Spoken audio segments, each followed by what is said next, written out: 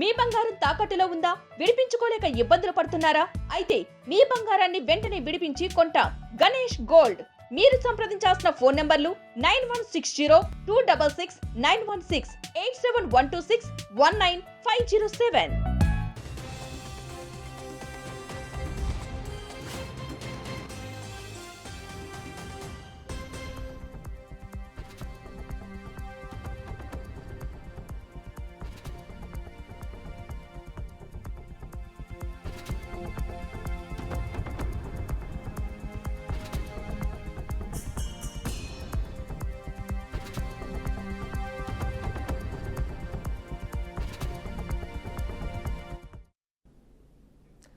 హైదరాబాద్ గోపాలపురంలోని సృష్టి test tube baby సెంటర్లో పోలీసులు విస్తృతంగా సోదాలు నిర్వహించారు. ఈ దర్యాప్తులో కేంద్ర నిర్వాహకురాలు డాక్టర్ నమ్రతను పోలీసులు అరెస్టు చేసి గోపాలపురం పోలీస్ స్టేషన్కు తరలించారు.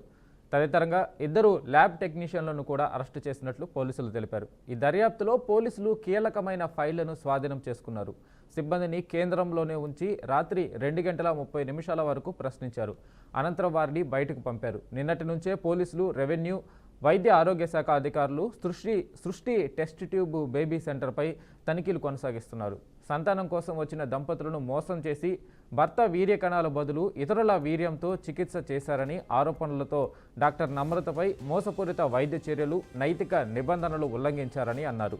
ఈ నేపథ్యంలో డాక్టర్ నమ్రతపై కేసులు నమోదు చేసినట్లు పోలీసులు తెలిపారు. ఇక దీనిపై పూర్తి సమాచారం మా ప్రతినిధి శ్రీనివాస్ అందిస్తారు. శ్రీనివాస్, చెప్పండి. Good morning Venkat. తెలంగాణ వ్యాప్తంగా జరుగుతున్నటువంటి అనేక గైనకాలజిస్టు చేస్తున్న మోసాలకు ఒక్కసారిగా బీఆర్కే న్యూస్ వెలుగులోకి తీసుకొచ్చినటువంటి పరిస్థితి చూసుకోవచ్చు. మనం చూసినట్లయితే ఇప్పటికీ అమృత సంబంధించినటువంటి డాక్టర్ చేసినటువంటి నిర్వాహకాలకు ఒకసారిగా వెలుగులోకి వచ్చింది.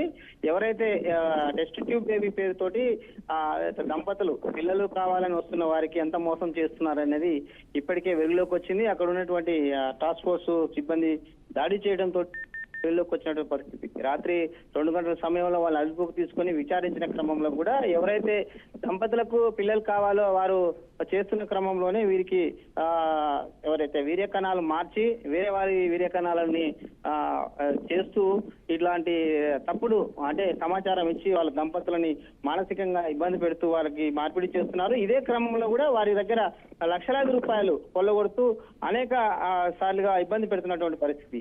పూర్తి స్థాయిలోని తమ దంపతులకు పిల్లలు కావాలని వచ్చిన నేపథ్యంలో ఇలాంటి విషయాలని ఎవరికి గుప్పుచ్చట్టు కాకుండా ఇలాంటి ఏదైతే టెస్ట్ బేబీ సెంటర్ లో అనేక మోసాలు చేస్తున్న క్రమంలోని మనోవేదనకు గురవుతున్నటువంటి కుటుంబాలు ఉన్నాయి. దానికి సంబంధించి పిల్లలే కుటుంబ వారసులుగా కావాలని ఇబ్బంది పడుతున్నటువంటి వాళ్ళకి టార్గెట్ గా చేసుకొని వీళ్ళు మోసాలకు చేస్తున్నారు. దీనికి సంబంధించి కూడా అనేక మార్లు ఫిర్యాదులు చేసినా కూడా అక్కడ జరుగుతున్నటువంటి ఈ టెస్ట్ బేబీ సెంటర్ లో జరుగుతున్న మోసాలకు సంబంధించి చేసినటువంటి నిర్వాహకులే కావచ్చు, దీనికి సంబంధించినటువంటి అనేక మంది ఇబ్బంది పడుతున్నారు. ఈ నిర్వాహకులు చేసే దానికి చాలా మంది లక్షల రూపాయలు పోతున్నా కూడా ఒక్కోసారి ఇబ్బందికరమైన పరిస్థితి వెళ్ళిపోవాల్సిన పరిస్థితి. మానసికంగా ఇబ్బంది పడుతూ సంతాన ఉత్పత్తి అయినాక కూడా చాలా మానసికంగా ఇబ్బంది పడుతూ ఆత్మహత్యలు చేసుకున్నటువంటి పరిస్థితి. ఇలాంటి పరిస్థితి పునరావృతం కాకుండా లింగ నిర్ధారణ కావచ్చు, దీనికి సంబంధించినటువంటి పరిస్థితుల్లో చేయడానికి గైనకాలజిస్ట్ ఇట్లాంటికి పూనుకోవడానికి రాష్ట్ర వ్యాప్తంగా కాదు దేశవ్యాప్తంగా ఒక చట్టం కూడా ఉంది. దీనికి సంబంధించి లింగ నిర్ధారణ చేయకూడదు. ఎవరైతే ఉంటారో టెస్ట్ ట్యూబ్ బేబీ సెంటర్స్ వాళ్ళ యొక్క ఫ్యామిలీకి సంబంధించినటువంటి భార్యాభర్తలకు సంబంధించినటువంటి జన్యు ఉత్పత్తి కన్నా డిఫాల్ట్ ఉంటే అది చేయాలి. కానీ కావాలని వాళ్ళు డబ్బుల కొరకే దాన్ని టార్గెట్ గా చేసుకొని వేరే వాళ్ళ వీర్య కణాలు తీసుకొని ఉత్పత్తి చేసి వాళ్ళకు పిల్లలు పుట్టినట్టుగా క్రియేట్ చేస్తున్నారు. ఇలాంటి మోసాలకు పాల్పడుతున్నటువంటి హాస్పిటల్స్ ఇవి అమృత హాస్పిటల్ కానీ ఇంకొక మిగతా ఇబ్బందికరమైన హాస్పిటల్లో ఉన్నాయి. ఇలాంటి వాటిపై చర్యలు తీసుకోవాలని గతంలో కూడా అనేక మంది దంపతులు కూడా ఫిర్యాదు చేశారు. ఫిర్యాదులో భాగంగానే ఈ రోజు రైడింగ్ లో జరిగినటువంటి విషయాలలో వెలుగులోకి వచ్చినటువంటి పరిస్థితి.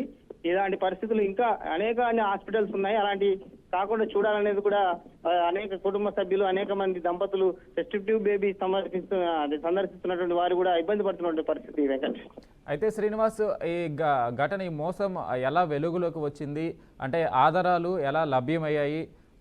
ఇప్పటికే అక్కడ చికిత్స పొందుతున్న వారి పరిస్థితి ఏంటి? ఇప్పుడు అక్కడ ఉన్న రోగులు కావచ్చు, అక్కడికి వచ్చిన ఏదైతే సంతానోత్పత్తి కోసం వచ్చిన వారు కావచ్చు, వారు ఏమన్నా చెప్పడం జరిగిందా దీనికి సంబంధించి?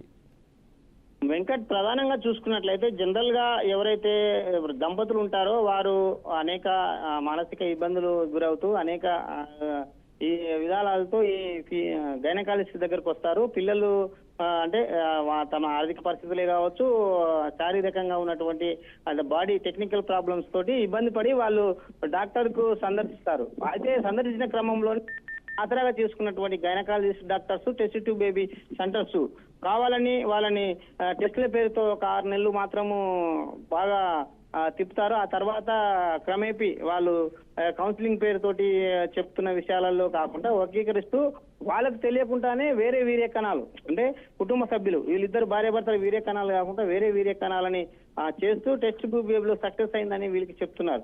అయితే క్రమేపీ ఓకే, వాళ్ళకు గైనకాలజిస్ట్ చెప్పిన విధానం ప్రకారం భార్యాభర్తల మధ్య ఉన్నటువంటి డిఫాల్టే కావచ్చు, వాళ్ళకు ఉన్నటువంటి శారీరక సంబంధాలు దానికి ఉన్న విషయాలని కౌన్సిలింగ్ చేస్తారు, అంతవరకు ఓకే. కానీ పూర్తి స్థాయిలోని వాళ్ళని మానసికంగా ఇబ్బంది పెడుతూ డబ్బులు కాజేసుకున్న తర్వాత పూర్తి స్థాయిలోని ఇంజెక్షన్స్ వేసి వేరే వేరే కణాలను వేసి వీళ్ళని ఇబ్బంది పెడుతూ అనేకమైన పిల్లలు పుట్టిన తర్వాత కూడా ఇబ్బంది పెట్టు టార్గెట్ గా వాళ్ళ డబ్బులను కాజేసుకోవడం కొరకు మాత్రం ఈ టెస్ట్ ట్యూబ్ సెంటర్స్ తెలంగాణ వ్యాప్తంగా జరుగుతున్నాయి. హైదరాబాద్ కేంద్రంగా కావచ్చు, ఇప్పుడు జరుగుతున్న విషయాలు అన్నింటిలో గతంలో కూడా ఎవరైతే ఉన్నారో లింగ నిర్ధారణ పరీక్షలకు సంబంధించి ఆ జిల్లాకు సంబంధించి డిఎంహెచ్ఓలు కూడా పర్యవేక్షిస్తున్నారు. కానీ ఇలాంటి విషయాలలో ఎవరైతే ఫ్యామిలీ కౌన్సిలింగ్ లేకుండా అక్కడికి వెళ్తున్న వాళ్ళు చేస్తున్నటువంటి సొంతంగా ఫ్యామిలీస్ వాళ్ళు చేసుకున్న క్రమంలో కూడా డిఎంహెచ్ఓలు కానీ అక్కడ ఉన్న లింగ నిర్ధారణకు సంబంధించినటువంటి వారు ఏం చేయలేకపోతున్నారు. కానీ ఇలాంటి విషయాలని కొమ్ముగా చేసుకొని వీళ్ళు మాత్రము డబ్బులు కాజేసి వాళ్ళని మానసికంగా ఇబ్బంది పెడుతూ వేరే వీర్యాలను తీసుకొచ్చి వీళ్ళకు పిల్లలు ఉత్పత్తి చేస్తున్నారు అనేది ఇప్పుడు పోలీసులు కానీ సంబంధించినటువంటి రైడింగ్ లో ఎస్ఓటి పోలీసులు చేసిన రైడింగ్ లో బయటపడే విషయాలు వెంకట్. అయితే ఈ సృష్టి టెస్ట్ ట్యూబ్ బేబీ సెంటర్కి సంబంధించి ఈ మోసం వెలుగు చూసిన తర్వాత దీని వెనక ఎవరున్నారు అంటే ఈ మోసానికి పాల్పడడానికి డాక్టర్ నమ్రత ఒక్కటేనా, లేకపోతే దీని వెనక ఎవరైనా అటాచ్ అయి ఉన్నారా? హాస్పిటల్ యాజమాన్యం పరిస్థితి ఏంటి? దీని వెనక ఎవరైనా వ్యక్తులు ఉన్నట్టుగా తెలుస్తూ ఉందా ఆమెతో పాటు? వెంకట్, ప్రధానంగా చూసుకున్నట్లయితే తెలంగాణ వ్యాప్తంగా ప్రతి జిల్లా సెంటర్ లో వీళ్ళకి ఒక బ్రాంచ్ ఆఫీస్ ఉంటుంది. దీనికి సంబంధించి అక్కడ బ్రాంచ్ లో ఎవరైతే కౌన్సిలింగ్ వస్తారో వాళ్ళని ఒక 3 నెలల పాటు ఆ జిల్లా సెంటర్ లో మాత్రమే కౌన్సిలింగ్ చేస్తారు. తీరా వాళ్ళకు కౌన్సిలింగ్ అయిపోయిన తర్వాత వీరికి మానసికంగా వాళ్ళని డిమోరల్ చేస్తూ హైదరాబాద్ కు రావాలని పిలిపించుకుంటారు. ఈ సెంటర్స్ అన్ని హైదరాబాద్ లో ఉంటాయి.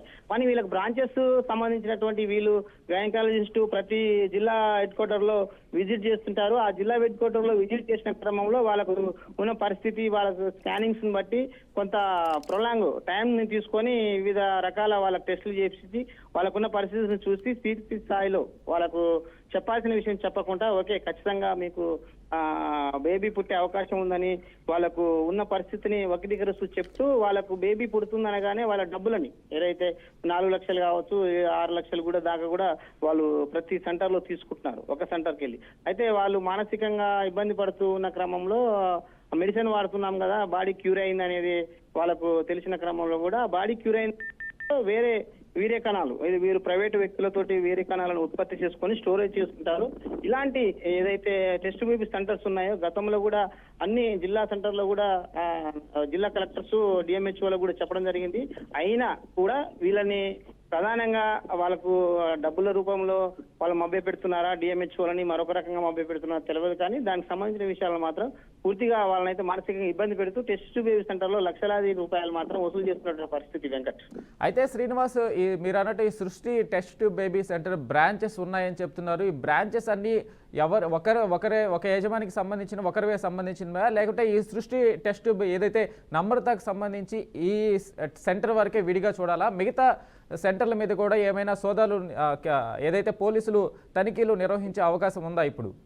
టెస్ట్ బేబీ సెంటర్ కి సంబంధించి ఓవరాల్ గా హైదరాబాద్ కేంద్రం నుంచి కొన్ని వీర్య కణాల ఉత్పత్తిగా సెంటర్లని మరికొంతమంది డీల్ చేస్తూ ఎవరైతే గైనకాలజిస్ట్ ఉంటారో ఆ వీర్య కణాలను స్టోర్ చేసుకున్న సెంటర్ మరొకటి ఉండగా వీళ్ళని పేషెంట్లను తీసుకొచ్చి జిల్లాల వ్యాప్తంగా వీళ్ళు పేషెంట్లకు ఓపీలు చూస్తున్న క్రమంలో గైనకాలజిస్టులు ఆ జిల్లాలో చూసిన క్రమంలో కూడా వీరికి ఆ స్థాయిలో వీర్య కణాలు ఉత్పత్తి చేసి స్టోర్ చేసిన వారి కానించి ఉత్పత్తి చేసుకుంటారు. వారి కానించి కొంత అమౌంట్ తో కొనుగోలు చేసుకొని వీరి దగ్గర లార్జ్ అమౌంట్ కలెక్ట్ చేసుకొని మాత్రమే ఇది చేస్తున్నారు అనేది కూడా గతంలో కూడా అనేక మార్లు ఫిర్యాదులు కూడా వచ్చాయి. దీనికి సంబంధించినటువంటి మెడికల్ అండ్ డిఎంహెచ్ఓ సంబంధించినటువంటి రాష్ట్ర విభాగం కూడా పర్యవేక్షణ చేసింది. దీనికి మాత్రం రైడ్స్ చేశారు కానీ పూర్తి స్థాయిలో బాధితులు ఎవరనేది కూడా గతంలో కూడా వాళ్ళు ఎవరు నిర్ధారించలేదు. దీనికి ఇప్పటికైనా తెలంగాణ వ్యాప్తంగా ఉన్నటువంటి మెడికల్ సైన్స్ సంబంధించినటువంటి హైదరాబాద్ కమిషనరేట్కి సంబంధించిన వారు ఇప్పటికి కూడా ఒక నివేదిక సమర్పించినారు గతంలో. దాని మీద దర్యాప్తు చేసినట్లయితే దోషులు ఎవరు అనేది స్పష్టంగా తెలుస్తుంది వెంకట్. అయితే పోలీసులు మిగతా సెంటర్స్ మీద సృష్టి టెస్ట్ ట్యూబ్ సెంటర్స్ మీద రైడ్స్ జరిపే అవకాశం ఉందా ఇప్పుడు శ్రీనివాస్? ప్రతి సెంటర్ సుచుస్టేబి కావచ్చు, అనేక సంస్థలు పేరు మారుస్తూ అనేక మంది ఎవరైతే గైనిక్ ప్రాబ్లం ఉన్నటువంటి లేడీస్లు దంపతులని రికార్డుగా చేసుకొని ఏ సెంటర్లోనైనా పేషెంట్స్ పొజిషన్ బట్టి వీరందరికీ సిండికేట్ గా ఉంటారు. హైదరాబాద్ కేంద్రంగా ఇది వీర్యకణాల ఉత్పత్తి సెంటర్ ఒకటి చేసుకొని వీరందరూ ప్రతి సెంటర్ కి కావాల్సినటువంటి వీర్యకణాలను ఉత్పత్తి చేస్తూ అవుట్ ఆఫ్ స్టేషన్ లో ఉన్న వాళ్ళందరినీ తీసుకొచ్చి హైదరాబాద్ కేంద్రంగా వీళ్ళు ఇంజెక్షన్స్ కూడా సప్లై చేస్తున్నట్టు కూడా గతంలో కూడా ఇంటెలిజెంట్ విభాగం కూడా ఒక నివేదిక సమర్పించింది. దీని మీద మాత్రం చర్యలు తీసుకోవడానికి మాత్రం తెలంగాణ ప్రభుత్వం ఇప్పటి వరకు ఎలాంటి చర్యలు తీసుకోలేదు Venkat. Right Srinivas, thank you. కళాశాల పుట్టుక ఆ చెరువుకు మరణ శాసనమైంది. 100 ఎకరాల ఆయుకట్టుకు నీరందించే ఆ చెరువులో ఇప్పుడు బిందెడు నీళ్లు చేరడం లేదు. చెరువు శిఖరంను చెరబట్టిన ఆ కళాశాల యాజమాన్యం దాష్టికానికి ఆ చెరువే కనుమరుగవుతుంది. ఆ చెరువు పేరు మల్లం చెరువు. చెరువుని మింగిన ఆ కళాశాల పేరు ఎంఎన్ఆర్ మెడికల్ కాలేజ్. సంగారెడ్డి మండలం ఫసల్వాది గ్రామ పంచాయతీ పరిధిలో మల్లం చెరువు ఉంది. ఈ చెరువుకు మొత్తం 265 ఎకరాల ఆయుకట్టు ఉంది. ఇరిగేషన్ రెవెన్యూ శాఖల రికార్డు ప్రకారం 553 సర్వే నెంబర్లో చెరువుకు సంబంధించి 36 ఎకరాల 34 గుంటల ప్రభుత్వ శిఖం భూమి ఉంది. 22 ఎకరాల్లో వాటర్ షెడ్ ఉంది. తరతరాలుగా ఫసల్వాది గ్రామ రైతులకు ఈ చెరువే ప్రధాన సాగునీటి వనరు. అలాంటి చెరువు ఓ విద్యా సంస్థ పుణ్యమా అని 1998 నుండి క్రమక్రమంగా కనుమరుగవుతూ వస్తుంది. ఫసల్వాది గ్రామంలో 1998లో 65 ఎకరాల విస్తీర్ణంలో వైద్య కళాశాలతో పాటు డెంటల్, పారామెడికల్ లాంటి 37 వివిధ ఇన్స్టిట్యూట్లను ఎంఎన్ఆర్ విద్యా సంస్థ నెలకొల్పింది. ఫసల్వాది గ్రామంలో మల్లం చెరువుని ఆనుకుని ఏర్పాటు చేసిన ఈ సంస్థ ఇప్పుడు మల్లం చెరువు ఉనికినే ప్రశ్నార్థకం చేసింది. ఎంఎన్ఆర్ విద్యా సంస్థ యాజమాన్యం అక్రమ కబ్జాలు, చెరువు శిఖంలో యథేచ్ఛగా నిర్మించిన అక్రమ కట్టడాల కారణంగా ఇప్పుడు మల్లం చెరువు ఉనికే ప్రశ్నార్థకరంగా మారింది.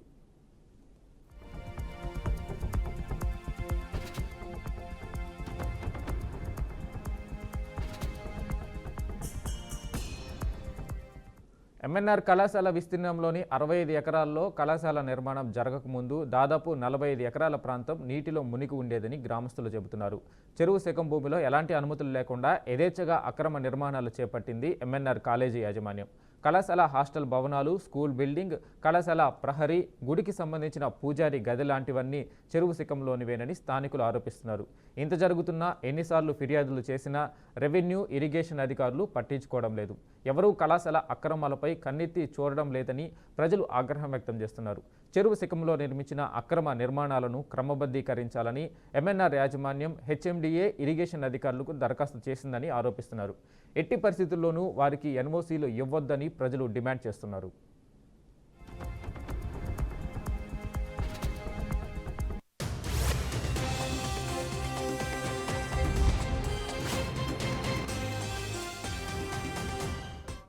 ఇక దీనిపై మరింత సమాచారం మా ప్రతినిధి బాసిత్ అందిస్తారు. బాసిత్, చెప్పండి.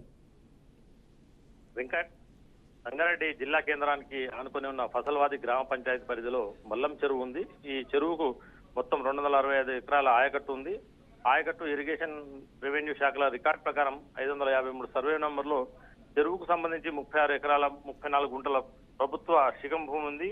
22 ఎకరాల్లో వాటర్ షెడ్ ఉండగా తరతరాలుగా ఫసల్వాడి గ్రామ రైతులకు ఈ చెరువే ప్రధాన సాగునీటి వనరుగా ఉండేది.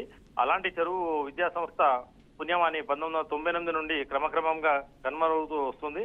ఫసల్వాడి గ్రామంలో 1998లో 65 ఎకరాల విస్తీర్ణంలో వైద్య కళాశాలతో పాటు డెంటల్, పారామెడికల్ లాంటి 37 వివిధ ఇన్స్టిట్యూట్లను ఎంఎన్ఆర్ విద్యా సంస్థ నెలకొల్పి ఫసల్వాది గ్రామంలో మల్లం చెరువుని ఆనుకొని ఏర్పాటు చేసిన ఈ సంస్థ ఇప్పుడు మల్లం చెరువు ఉనికిని ప్రశ్నార్థకంగా చేసింది.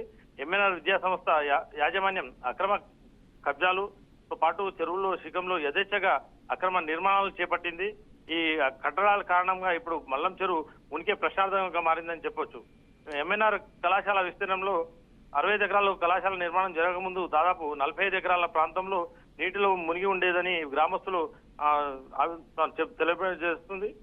చెరువు శిఖం భూమిలో ఎలాంటి అనుమతులు లేకుండా యథేచ్ఛగా అక్రమ నిర్మాణాలు చేపట్టిందని ఎంఎన్ఆర్ కాలేజీ యాజమాన్యం కళాశాల హాస్టల్ భవనాలు, స్కూల్ బిల్డింగ్, కళాశాల ప్రహరీ, గుడికి సంబంధించిన పూజారి గది కూడా ఈ శిఖం భూమిలోనే ఉన్నాయి అని స్థానికులు ఆరోపిస్తున్నారు. ఇంత జరుగుతున్నా ఎన్నిసార్లు ఫిర్యాదు చేసినా కానీ రెవెన్యూ, ఇరిగేషన్ అధికారులు పట్టించుకోవడం లేదు, ఎవరు కళాశాల అక్రమాలపై కన్నెత్తి కూడా చూడడం లేదని చెప్పి ప్రజలు ఆగ్రహం వ్యక్తం చేస్తున్నారు. చెరువు శిఖంలో నిర్మించిన అక్రమ నిర్మాణాలను క్రమబద్ధీకరించాలని ఎంఎన్ఆర్ యాజమాన్యం కూడా హెచ్ఎండిఏ ఇరిగేషన్ అధికారులకు దరఖాస్తు చేసిందని ఆరోపిస్తున్నారు. ఎట్టి పరిస్థితుల్లోనూ వారికి ఎలాంటి ఎన్ఓసీలు ఇవ్వద్దని కూడా ప్రజలు డిమాండ్ చేస్తున్నారు. వెంకట్, అయితే ఏదైతే ఇరిగేషన్ డిపార్ట్మెంట్ కావచ్చు, అక్కడ రెవెన్యూ డిపార్ట్మెంట్ అధికారులు కావచ్చు, ఏమైనా దీనికి సంబంధించి వారు అవినీతికి పాల్పడి దీనిని చూసి చూడనట్టుగా వ్యవహరిస్తున్న పరిస్థితి ఏమైనా ఉందా బాసిత్? గత కొద్ది కాలంగా ఈ ఎంఎన్ఆర్ విద్యా సంస్థ మీద పలు ఆరోపణలు చేసినా అని ఎన్నిసార్లు ఫిర్యాదు చేసినా పలు సంఘాలకు వారు కూడా ఆ ఎంఎన్ఆర్ కళాశాల మీద కూడా ఆరోపణలు చేశారు. ఆరోపణలతో పాటు వాళ్ళు ప్రభుత్వానికి కూడా ఫిర్యాదు చేయడం జరిగింది. ఈ ఫిర్యాదులను బేఖతారు చేస్తూ వాళ్ళు అక్రమ నిర్మాణాలు చేపట్టారు. ఆ అక్రమ నిర్మాణాలు చేపట్టినా అని అధికారులకు అటువైపు కన్నెత్తి చూసే అధికారాలు కూడా లేకుండా పోయినాయని చెప్పొచ్చు. ప్రస్తుతం అయితే ఈ అధికారులు కూడా వాళ్ళకు ఒత్తాసు పలుకుతున్నారని కూడా మనం చెప్పొచ్చు. వెంకట్, ఈ విధంగా చూస్తుంటే గతంలో పలుసార్లు మీడియాలో వచ్చిన కథనాలతో పాటు మీడియా వాళ్ళ కూడా దురుసుగా ప్రవర్తించడం, మీడియాని లోపల రానియకపోవడం, మీడియా వాళ్ళను కట్టడి చేయడం లాంటి ఎంఎన్ఆర్ సంస్థ చేపట్టింది. వెంకట్, అయితే ఎంఎన్ఆర్ కాలేజీ యాజమాన్యం దీనికి సంబంధించి ఏమి వివరణ ఏమైనా ఇస్తుందా? దాన్ని ఏదైతే ఆక్రమణకి సంబంధించి సమర్థించుకునే ప్రయత్నం ఏమైనా చేసి మాట్లాడుతుందా? అంటే ప్రస్తుతం అయితే ఎంఎన్ఆర్ సంస్థ యాజమాన్యం ఎలాంటి వాళ్ళ ద్వారా ఎలాంటి వివరణ ఇవ్వడానికి కూడా ముందుకు రావట్లేదు. అసలు దరిదాపుల్లో కూడా మీడియాను దరిదాపులు కూడా రానిచ్చే ప్రసక్తే లేదని చెప్పి వాళ్ళు చెప్పడం జరుగుతుంది. అక్కడికి వెళ్తే అక్కడ సెక్యూరిటీ కూడా అడ్డుకోవడం జరుగుతుంది. వాళ్ళని ఏమైనా వివరణ అడిగి దీని మీద ఏమైనా విషయాలు ఉంటే వాళ్ళ దగ్గర ఉన్న డాక్యుమెంట్లను షో చేస్తే బాగుంటుందని చెప్పి వివరణ అడగడానికి వెళ్ళినా కానీ మీడియాను కూడా దరిదాపులు రానియకుండా వాళ్ళు కట్టడి చేస్తున్నారు. Venkat, right Basit, thank you.